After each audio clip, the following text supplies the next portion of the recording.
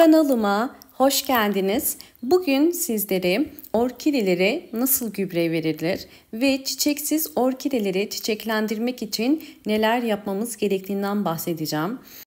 Bu orkideler sonbahar ayında çiçek dalı çıkarmaya başlayan orkideler. Orkideler yılda 2 kere çiçek açar. Bir ilkbahar ayında, diğeri de sonbahar ayında. Hava değişimi ve vermiş olduğum gübreler ile bol bol çiçek dalı çıkarıp tomurcuklanan orkidelerim artık çiçeklerini açmış olarak gelecekler. Sizler de orkidelerinizin hem çiçek açması için hem de orkideleriniz tomurcuk çıkardıktan sonra sararıp dökülmeden özellikle çiçeğe dönebilmesi için birazdan vereceğim gübreyi mutlaka deneyin. Hemen öncesinde kısa bir bilgilendirme yapmak istiyorum. Videolarımda artık İngilizce sesli dinleme özelliği de eklenmiştir. Lütfen İngilizce sesli dinlemek istiyorsanız videodan hemen ayarları giderek ayarlardan orijinal Türkçe yerine İngilizce seçeneğini seçin ve böylelikle İngilizce videolarımı dinleme imkanını elde etmiş olacaksınız.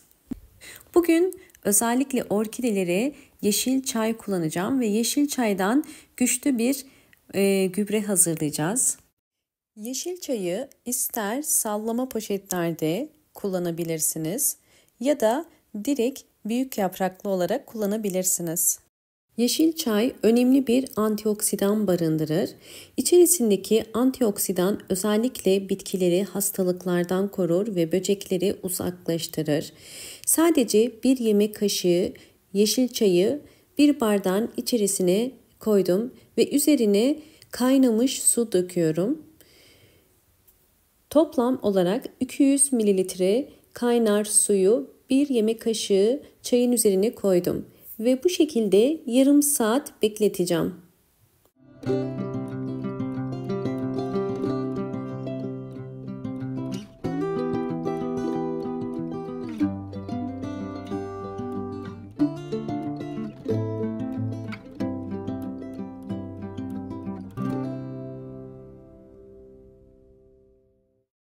Evet, yeşil çayı yapraklarından arındırmak için süzdüm. Bakın geriye kalan posası. Toplamda 200 mililitre yeşil çayı kasemin içerisine koydum ve üzerine arıtma suyu koyuyorum. Bunu konsantre olabilmesi için bu şekilde yapıyorum. Bakın 800 mililitreye tamamladım. Toplamda 600 mililitre çeşme suyu koydum. Sizler çiçek sayınıza göre bunu 1 litreye de tamamlayabilirsiniz. Bunu 3 farklı yöntem ile kullanacağım. İkinci yöntemimiz için bir püskürtme kabının içerisine yeşil çay suyumu koyuyorum ve kapağını kapatıp sizlerle bu hazırlamış olduğum doğal gübreyi bitkilerde nasıl kullanacağımı göstereceğim. Birinci metotta özellikle orkide yapraklarını canlandırmak, orkidelerinizin çiçek dalı çıkarmasını kolaylaştırmak için direkt sıvı bitki besini olarak veriyorum. Ve her bir saksıya 5 yemek kaşığı kadar vereceğim. Özellikle yeşil çay içerisindeki güçlü potasyum, magnezyum da orkidelerinizin canlanmasına yardımcı olacaktır. Daha fazla vermeyin. Bu karışımı 2 ayda bir vermeniz yeterli. Evet, yeterince bu karışımdan verdim. Bakın vermeden önce köklere bakmanızı tavsiye ederim. Bakın ilk rengi griydi. Verdikten hemen sonra gördüğünüz üzere yeşile dönmeye başlıyor.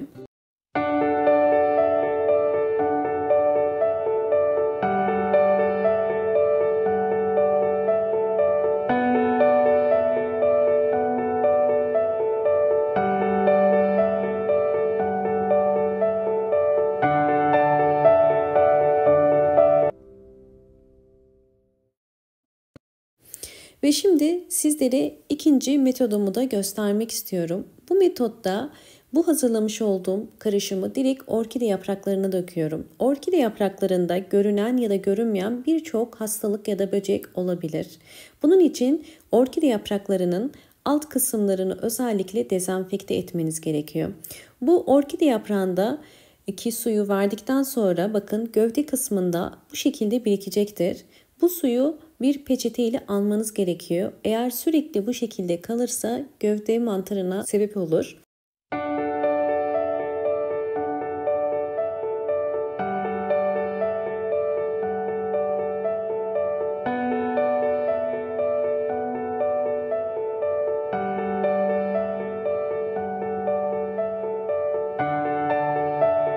Orkidemin yaprakları bu halde olmasına rağmen bol bol yeni çiçek dalları çıkarmaya devam ediyor. Bu vermiş olduğum sıvı bitki besinleri sayesinde.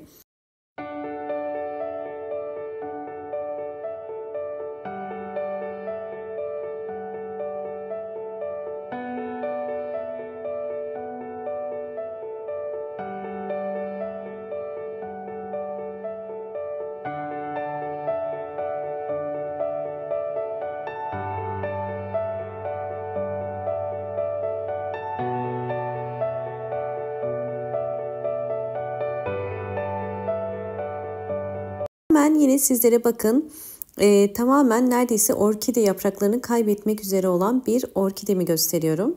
Bu orkidemin neredeyse hiç yaprağı kalmamıştı ve ikisi de çürümeye başlamıştı. Bakın gövde kısmından yeni bir yaprak çıkardı. Hemen şöyle görebilirsiniz. Bu ortada gördüğünüz yeni çıkan bir yaprak.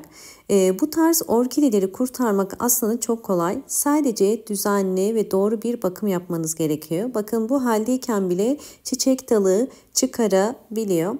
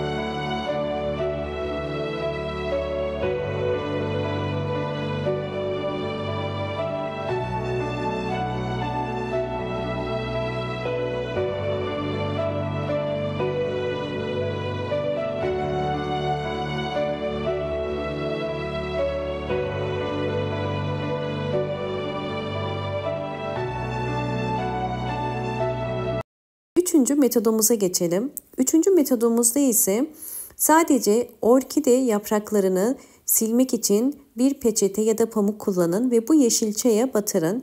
Böylelikle orkidenizin yaprak temizleme düzenini haftada bir kere yapabilirsiniz. Bu sadece gübre olarak değil, orkide yapraklarını temizlemek ve silmek için de bu işlemi uygulayabilirsiniz. Böylelikle haftada bir kere orkide yapraklarını sildiğiniz zaman eğer bir böcek ya da hastalık varsa hemen fark edebilirsiniz. Hem de içerisindeki antioksidan özelliği sayesinde sildiğiniz zaman böcekler ve de hastalıklar da uzaklaşmış olacaktır. Ve gördüğünüz üzere bakın sildiğiniz zaman bu şekilde gayet canlı, sağlıklı ve parlak yapraklara sahip olacaktır. Bu orkidem gördüğünüz üzere bol bol çiçek de çıkarıyor. Videomu eğer buraya kadar izlediyseniz ve beğendiyseniz hemen beğen tuşuna basıp kanalıma da abone değilseniz eğer bana destek olmak için eğer abone olursanız çok mutlu olurum. Videomu sevdiklerinizle paylaşarak daha fazla kişiye de ulaşmasına yardımcı olabilirsiniz.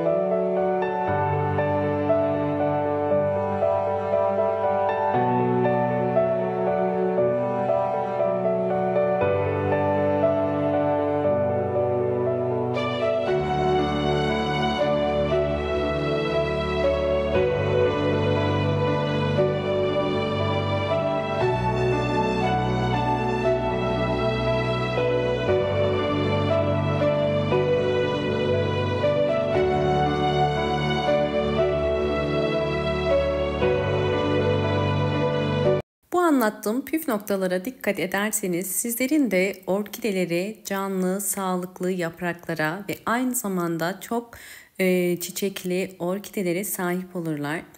Umarım bu anlattığım bütün püf noktalar sizler için faydalı olmuştur.